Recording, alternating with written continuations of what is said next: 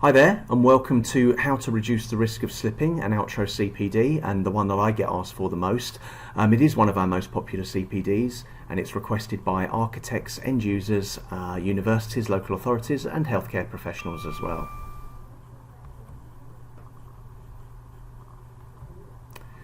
So, local business with a global reach. Outro is a family-owned company in our third generation of family ownership, and we make safety flooring at Letchworth in Hertfordshire.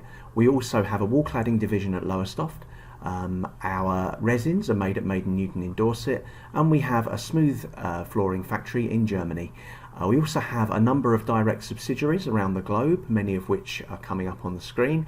In addition, if we don't have a direct subsidiary, we also have distributor partners that we can work with to fulfill more or less any flooring and wall cladding project that needs doing around the world. We have showrooms in London and Manchester, and we've been going for 100 years. We had our centenary celebration last year. Outro are most famous for inventing safety flooring in the late 1940s, as well as bringing hygienic wall cladding to market in 1982.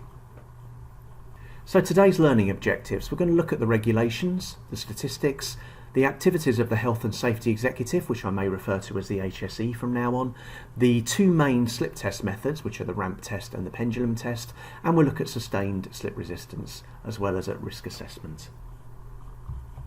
So, rules and regulations. This bit is quite dry, so this is hard to make fun, but we'll persevere anyway. So we're going to outline the legislation that covers slips. So the Workplace Health and Safety and Welfare Regulations of 1992 say that slips and trips are the most common cause of injury at work. Most slips occur when floors become wet or contaminated, and many trips are due to poor housekeeping. So the Construction Design and Management Regulations of 2015 say it's important to give due regard to health and safety in design work, provide adequate information about the health and safety risk of the design to those that need it. The Health and Safety Executive is clear that designers have a strong impact on early decision, and these can have a fundamental effect on the health and safety aspects of a project. The early influence and engagement of designers is therefore important. So if you're presenting to architects, this is an important thing to get across. Their early input and their design choices are really important. So, safer surfaces to walk on, reducing the risk of slipping. This is a publication by Syria, who are a neutral, independent and not-for-profit body. Syria say that injuries to pedestrians as a consequence of slipping on walking surfaces is a major cause of personal suffering, disruption and cost to individuals, organisations and ultimately to the national economy. It's the most common cause of injury in the workplace. Slips, trips and falls occur more commonly among the elderly. This is because the reaction time increases with age, the time needed for recovery from a heel slip is longer, and because muscle strength is reduced. There is a Department of Health building note published in 2013 which has a counterpart in Scotland under NHS Scotland. An HBN 0010 Part A outlines the policy and performance requirements for floors that are used in healthcare facilities. The requirements are a set of essential standards of quality and safety that floors must comply with. This HBN note outlines the relevant standards that commissioning organisations need to include in their contracts with healthcare providers. And as mentioned, Scotland's equivalent to the HBN document contains similar information regarding slips and trips. So it's important to conduct a risk assessment, and before a new or replacement floor covering is specified, the specifier should conduct a risk assessment, and this is everyone's responsibility, as we'll see in a minute. The HBN notes also mention a risk assessment, but we'll go into that in more detail further in the presentation in terms of how to carry this out. So a specifier's responsibility for selection and application of appropriate products to meet project requirements. It's a supply chain's responsibility for fitness for purpose of those products. And it's a contractor's responsibility for fitness for purpose of products as well. So everybody has a part to play. So moving on now away from rules and regulations, we're going to look at some statistics, and some of these are quite scary, and these are a good opportunity to engage the audience when you're presenting the CPD by getting them involved and getting them to guess some answers, which you can then use to hand out some sweets or, I don't know, socks, whatever we've got as giveaways at the time. So the first question under statistics is how many UK workers sustained a non-fatal injury because of a slip or trip in 2015-16? And the answer is 119,000. The next question, what percentage of major slips resulted in broken bones? And the answer is 95%. Now, how often is a slip and trip accident recorded? One is recorded every 3 minutes. So again, ask all these questions to your audience to get them involved in the presentation. Although a slip and trip accident is recorded every 3 minutes, it's probably more than that occurring because not all slips and trips are recorded. What percentage of slipping accidents occur on wet floors? 90%, which is fairly obvious, I guess, if you think about it. So overall, slips and trips are responsible for over a third of all reported major injuries, 20% of over 3-day injuries to employees, 2 fatalities per year, 50% of all reported accidents to members of the public that happen in workplaces. Sometimes people in the audience might ask how you get 2 fatalities from slips and trips, but this is where a slip or a trip can lead to a fall from height. The cost to employers is around £512 million per year.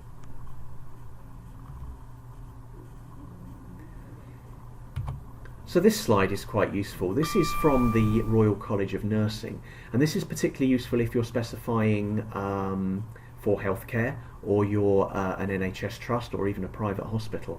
But this slide from the Royal College of Nursing shows that most slips and falls in hospitals suffered by their staff, so by nurses, is in wards and corridors. So I often ask the audience what types of flooring they see installed into wards and corridors within hospitals. And the answer is often, highly polished linoleum or polished smooth vinyl. And that's why these slips and trips can occur, because they're not necessarily fit for purpose. If someone has bad eyesight or is elderly, perhaps suffering from dementia, their chances of slipping or tripping on a highly polished floor are much higher, and those smooth vinyl and linoleum products don't help in that situation. If the worst happens and you do fall over and slip, then there are plenty of lawyers willing to fight your corner and obtain lots of money for you, and I'm sure for themselves as well. If you Google slipping on floor and compensation, a huge amount of practices come up who will fight your corner, like I say, and help you sue the relevant authorities for some money. So it is big business, and specifiers and end users have to be very, very careful. For example, Essex Council, a teacher was awarded £230,000 compensation after they slipped on a ketchup sachet in a hallway, and in Rochdale, up in Greater Manchester, nearly £176,000 was paid out to a worker who slipped on a wet floor, causing strain and back injury. So we're now going to look at the activity of the Health and Safety Executive and what they've done to try and reduce slip accidents in the UK over the last few years.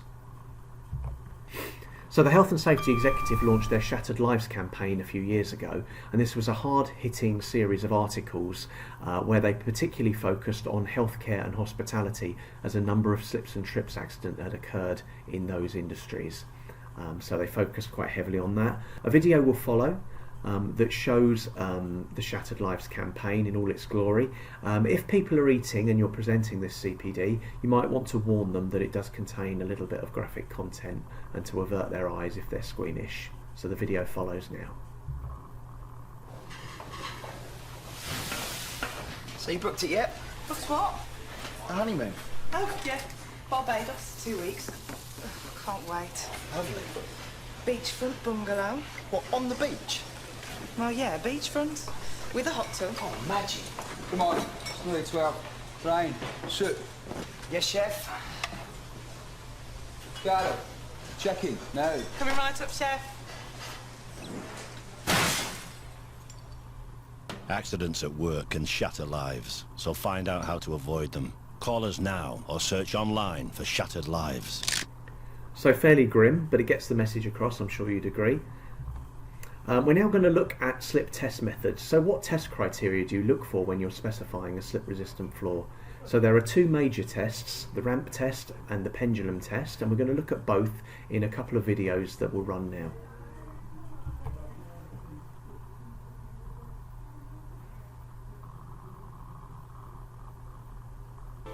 EN 13845 Annex C provides an ESB and ESF rating on shoe and barefoot slip resistance using soap and water as a contaminant.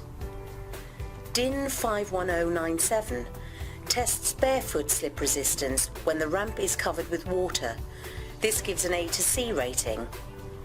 The third and most popular test, which we'll demonstrate now, is DIN 51130 and gives an R rating between R9 and R13.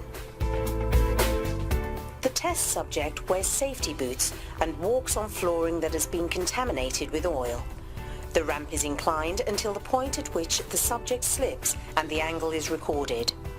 The greater the angle, the greater the slip resistance of the floor being tested. R9 is the lowest rating on the R scale, with a slip angle of between 6 to 10 degrees. R1 to R8 do not exist.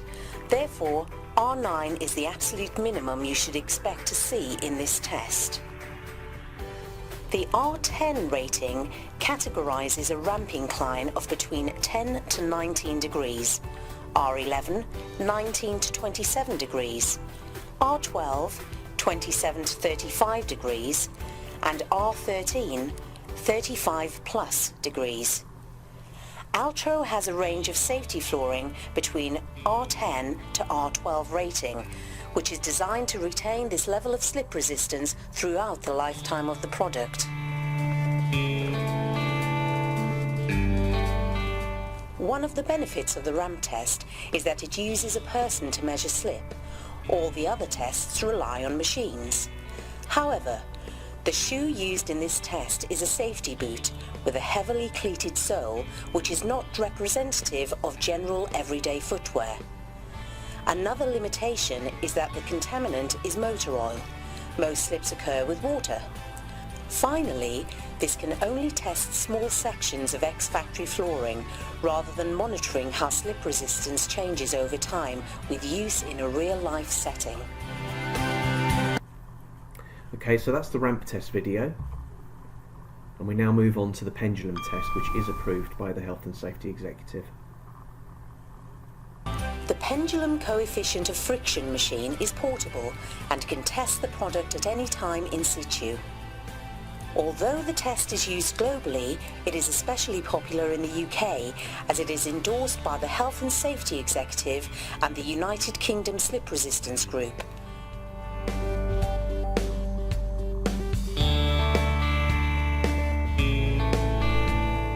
The pendulum mimics the act of the heel striking the ground during walking. A specially formulated rubber slider on the bottom of the swinging pendulum arm sweeps across the floor surface and records the drag.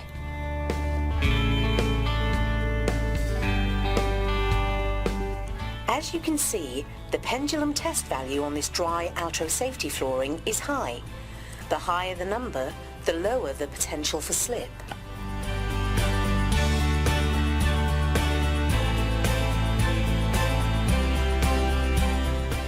Pendulum test values are classified into high, moderate and low potentials for slip. A pendulum test value of 36 plus gives a statistical value of 1 in a million chance of slipping on that surface, which is the minimum requirement for the HSC and UK Slip Resistance Group to be classified as a safety flooring. If the floor is wet, a thin film of water is formed between the heel and the ground. This prevents the heel from making contact with the ground and the heel can aquaplane and a slip occurs. In this demonstration, you can see a loss of friction with a wet heel and wet flooring. Now, when the residual water is dried from the floor but the heel is still wet, there is an increased risk of a slip occurring compared to dry conditions. This shows that walking on a dry floor with wet shoes also increases the potential for a slip.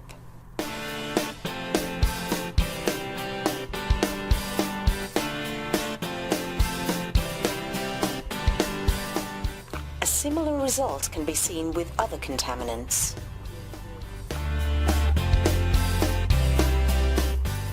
Outro safety flooring has an aggregate that cuts through the contaminant and allows contact between the heel and ground to be made. Even with wet contamination, all Outro safety flooring for shod areas exceeds the 36 plus rating provided they are maintained correctly. Compare this to smooth vinyl and non-safety ceramics, which generate a pendulum test value of between 10 to 24 when wet. This equates to a risk factor of between 1 in 2 and 1 in 20 chance of a slip occurring. Let's use an example to demonstrate these risk factors. Would you cross the road knowing there is a 1 in a million chance of being hit by a bus? Probably, yes. But would you cross the road if there was a 1 in 10 chance of being hit?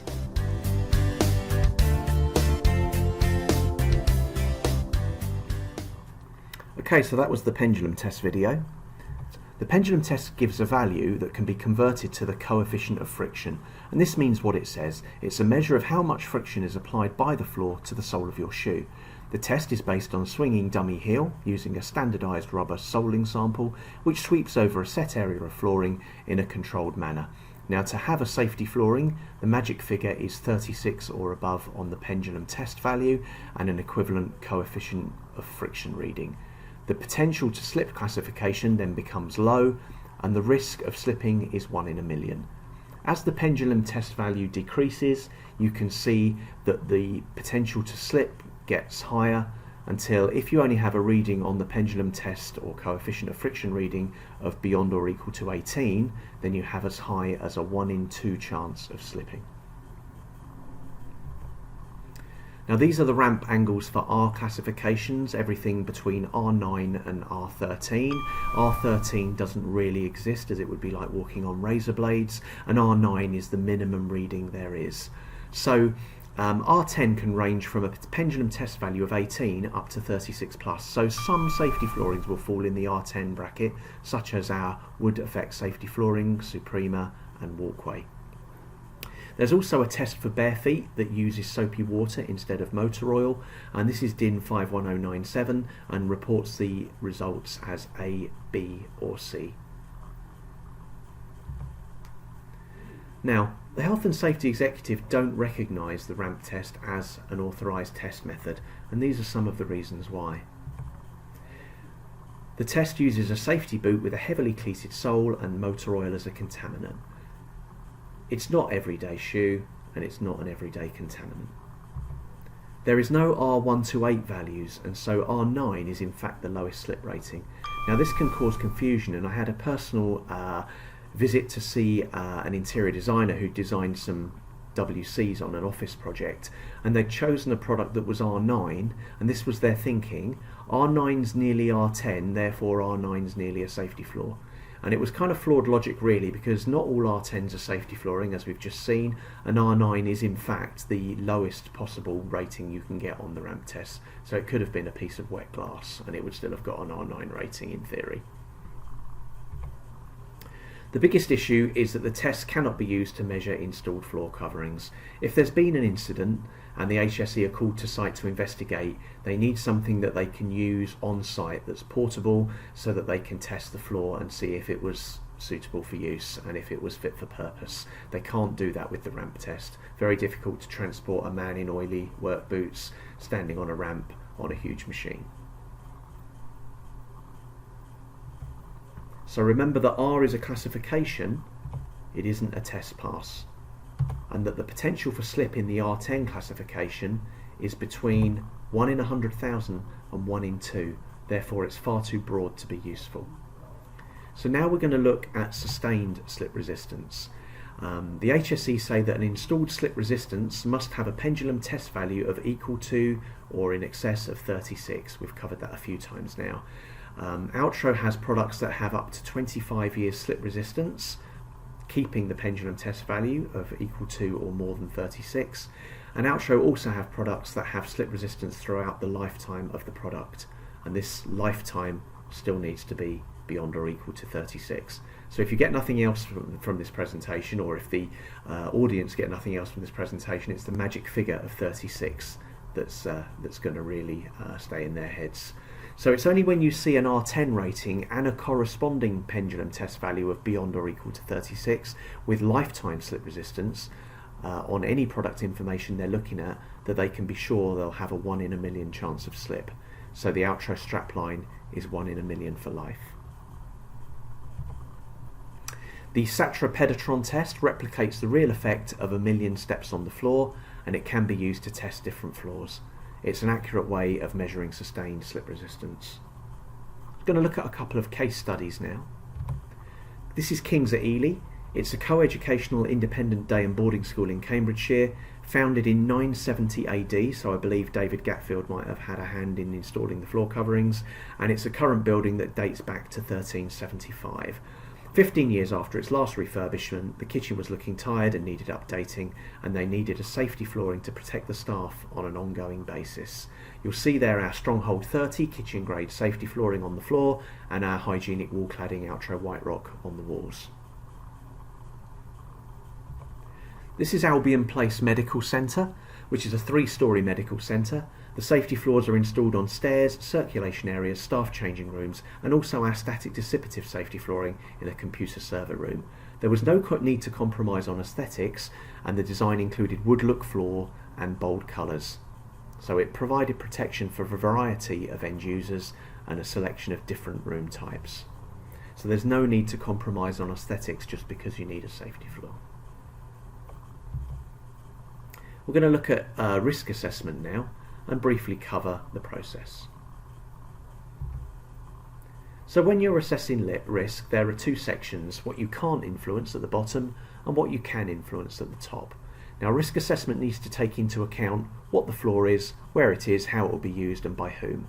The bottom half of this circle, you can't really control people's behaviour or what the building is to be used for.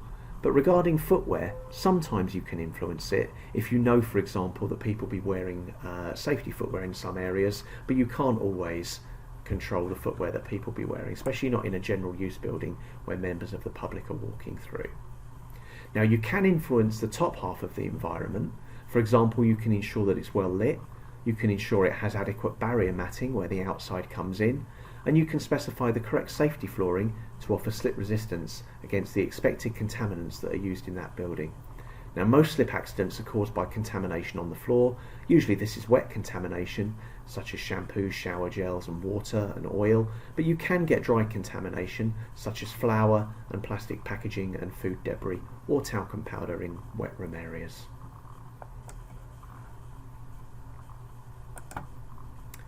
So assessing the risk, you need to identify the hazards, decide who might be harmed and how, evaluate the risks and decide if existing precautions are adequate, record any significant findings, and then review the assessment periodically. So for information, the Health and Safety Executive will prosecute and take you to court if it goes that far, and the Health and Safety Laboratory will carry out the testing and research. So if you need any help carrying out a risk assessment, use the Health and Safety Executive's website. There are numerous publications available to give you more information about the issues. You can also download free software, a SAT tool, which is a Safety Executive Slip Assessment tool, and this is at www.hse.gov.uk/slips. But just going onto the Health and Safety Executive website will help you conduct a risk assessment. So we're going to move on and look at contaminants now. And as we've mentioned, contaminants can be both wet and dry, and we're going to look at kitchen and bathroom contaminants and the effect that they have on slip resistance. It's important to note that the pendulum test only uses water as a contaminant, and it's important to bear this in mind when selecting a floor for areas that will come into contact with other contaminants, such as the ones listed here. So looking first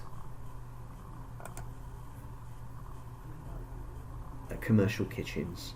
Just a reminder that to achieve a 1 in a million chance of a slip, you need slip resistance of equal to or beyond 36 on the pendulum test value. So the risk of slipping in commercial kitchens is different to risk of slipping in general areas. Specialist flooring is needed in kitchens. Products need to be effective when contaminated with vegetable oil or greasy water to still achieve a 1 in a million chance of a slip. So this data on this chart here highlights that an R10 safety flooring product with a pendulum test value of 36 or above could be a dangerous flooring to specify, because it could have as high as a 1 in 20 chance of a slip occurring with vegetable oil and greasy water as contaminants. So these contaminants are generally more viscous or substantial than water, and they create a thicker layer between the floor and the shoe or foot. And this squeeze film thickness prevents the foot making contact with the floor, and it increases the risk of slipping. So this chart shows how the performance across floors with different pendulum test values and R ratings perform with different contaminants. And as you can see, an R11 is borderline 1 in a million to 1 in 100,000, meaning you couldn't confidently specify the product with greasy water and oil, but an R10 product increases that risk to 1 in 20. So it's worth requesting any contamination data that your chosen floor covering has regarding commercial kitchen contaminants, and later on when we look at bathroom contaminants, because it could be that they aren't actually suitable for the contaminants found in commercial kitchens. Obviously we would recommend at this point our Stronghold 30 product, and I would tend to show that product around the audience. Looking now at wet environments, and testing carried out on barefoot and shoe flooring with the typical contaminants that are found in bathrooms and shower rooms and wet rooms. So for all these types of wet environments, the slip testing was carried out with Slider 96. And to achieve the 1 in a million chance of slipping, you have to have a result of at least pendulum test value of equal to or more than 36. And as you can see, with shower gel, shampoo, talcum powder and conditioner, you could have as high as a 1 in 20 chance of slipping with a standard safety floor such as Walkway or Suprema. So this is where I show the larger pieces and sample cards for Pisces and Aquarius, and get people to look at those while we're looking at this slide.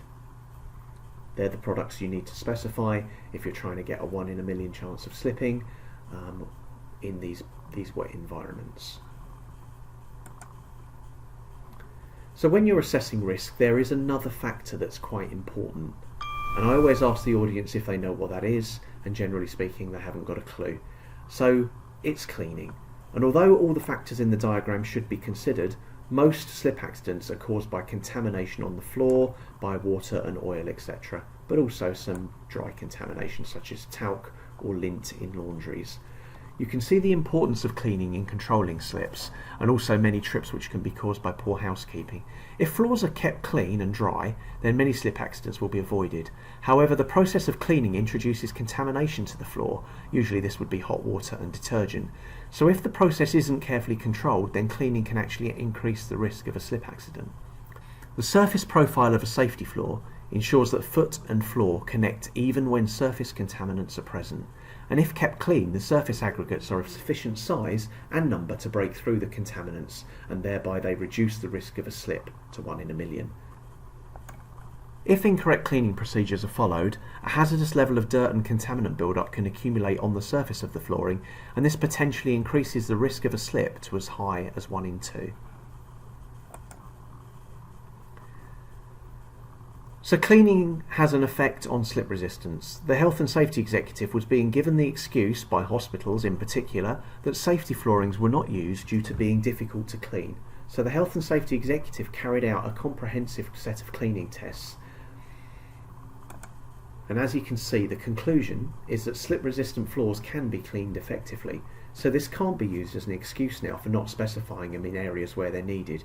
And if someone slips, the building user or whoever specified the flooring could be prosecuted. So if you just read through the slide there, the slip resistance of the floor covering was not a determining factor in the ability to clean the floor to a hygienic standard using conventional cleaning regimes. Therefore, the cleanability of the flooring should not be a barrier to the use of slip-resistant flooring in foreseeably wet or contaminated work areas in hospitals. The cleaning regimes set out in the cleaning manual and undertaken by the hospital's regular cleaners were effective at cleaning each type of flooring regardless of their material type. There was variation in the level of contamination present after cleaning, which may be due to numerous factors associated with cleaning technique, cleaning agents and the tools used. These variables were beyond the scope of the study by the Health and Safety Executive. So with cleaning, it's much easier and more effective if you identify the type of soil on the floor and choose the right equipment and detergent to get rid of it. It's important to use the correct kit and the correct detergent. Concentration levels are very important, and the contact time that that agent has with the floor is important as well. It's vital that the solution is removed at the end of the cleaning process and rinsed with clean water, because a build-up of cleaning fluid can actually be a hindrance to slip resistance and can mean that the slip resistance level is increased if there is a build-up of these contaminants on the surface of the safety floor, because it prevents the aggregate cutting through to the surface and preventing those slips occurring. Outro offer pictorial and written cleaning guides for both manual and machine cleaning, and for some people where English perhaps isn't their first language who are operating the cleaning machinery and cleaning the floors in, say, hospitals and universities, it's important that they know what they should be doing and have a pictorial guide if writing the instructions down isn't appropriate for them. So what are the learning outcomes from today? Well, we've looked at the regulations, the statistics, the activities of the Health and Safety Executive, we've looked at the two main slip test methods, and we've looked at sustained slip resistance. We've also had a brief look at risk assessments and how to gain help with those. There are further Outro CPDs that you can offer at the end of your presentation to your audience, one of which is the Outro Factory Tour, and it's worth telling them that the Outro Factory Tour will actually contribute towards their CPD points, and also that it can be customised to talk and discuss with them whatever it is that they're interested in, rather than being what's listed on the slide there. We offer a specification writing service, both MBS, and we also have BIM Store on our website, where lots of our products, majority of our products, are listed on the BIM Store.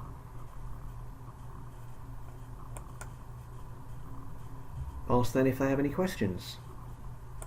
Thanks for listening to me. I hope you have fun presenting slips and trips, and good luck in the future.